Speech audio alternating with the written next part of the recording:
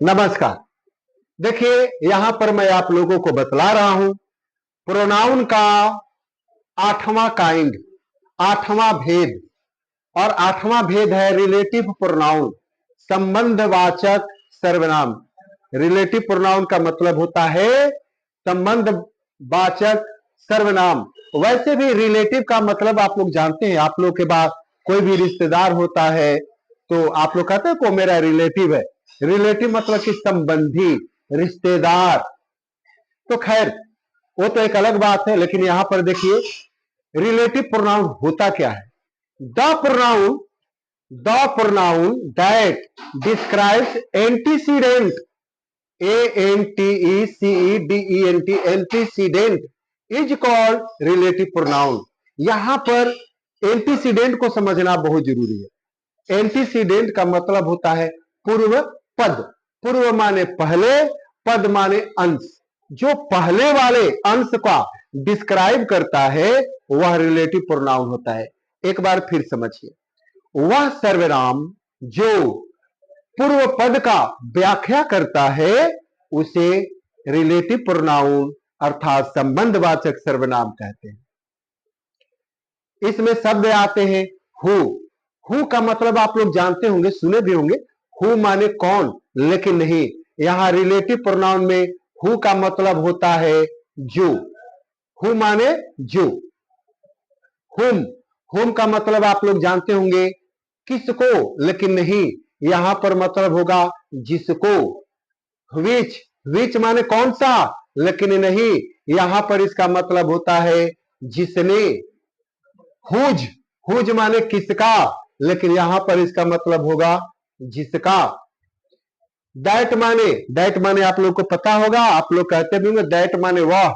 नहीं भाई, दैट माने वह भी नहीं, दैट माने की भी नहीं, दैट माने जो।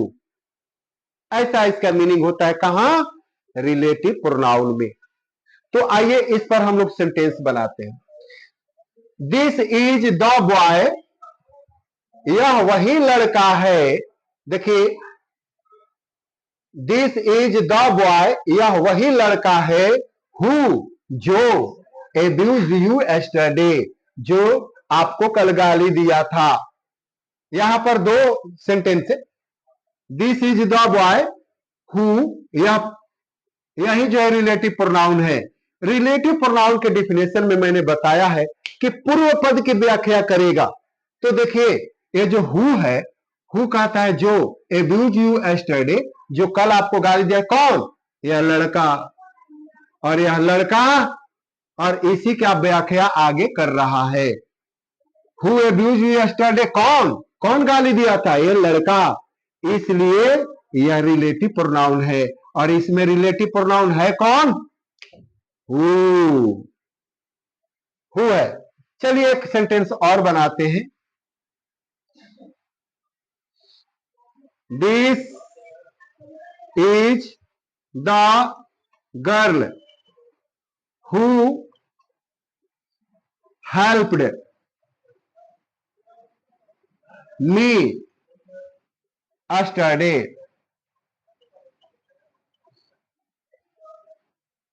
दिस इज द गर्ल, ये वही लड़की है जो मुझे कल मदद की थी। यह वही लड़की है जो मेरी कल मदद की थी। तो यहां पर जो हु है किसके बारे में डिस्क्राइब कर रहा है, दी गर्ल के बारे में। तो इस पद का जो आगे व्याख्या कर रहा है वह रिलेटिव प्रोनाउन है। आइए हुम को कहते हैं। दिस इज द मैन हुम आई सेंट मनी, यह वही आदमी है जिसको मैंने पैसे भेजे थे। ये रिलेटिव प्रोनाउन हुआ। This is the girl which has cooked such delicious food, ये वही लड़की है जिसने ऐसी स्वादिष्ट खाना बनाई है। Who's, this is the lady, यह वही महिला है, हुज सन हैज डायड, ये वही महिला है जिसका बेटा मर गया है।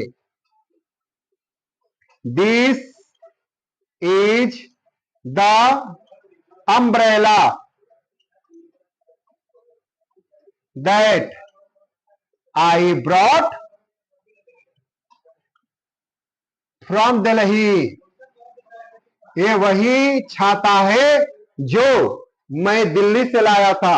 एक और आपको बात बताने जो चीज है, और बात बताने जो चीज ये है कि देखिए, हु माने भी जो होता है, दैट माने भी जो होता है। तो आपको ये जान मैं बता दूं कि जब ये यह सजीव रहेगा, ये लड़का तो सजीव है ना, तो यहां हु होगा, और यह अम्ब्रेला है तो इसलिए यहां पर दैट होगा। जब यह जो है पूर्व पद नॉन लिविंग होगा, निर्जीव होगा, तो दैट होगा, और जब सजीव होगा तो हु होगा। एक और चीज इसमें जानने जोग बहुत अच्छी चीज है, और वो जानने जोग ये चीज है कि टी एच ई इसको डी पढ़ते हैं, डी पढ़ते हैं, कहीं इसको द पढ़ते हैं, वो तो एक रूल है। और लेकिन रिलेटिव प्रोनाउन में इस टी को दी नहीं, जब भी पढ़ा जाएगा तो द ही पढ़ा जाएगा। इसलिए इस हालात में इसको द ही पढ़ना, कभी दी मत कहना। This is the boy, this is the girl, this is the man, this is the girl, this is the lady, this is the umbrella. इस तरह देखिए, उम्मीद है कि आप लोग इसको समझ गए होंगे।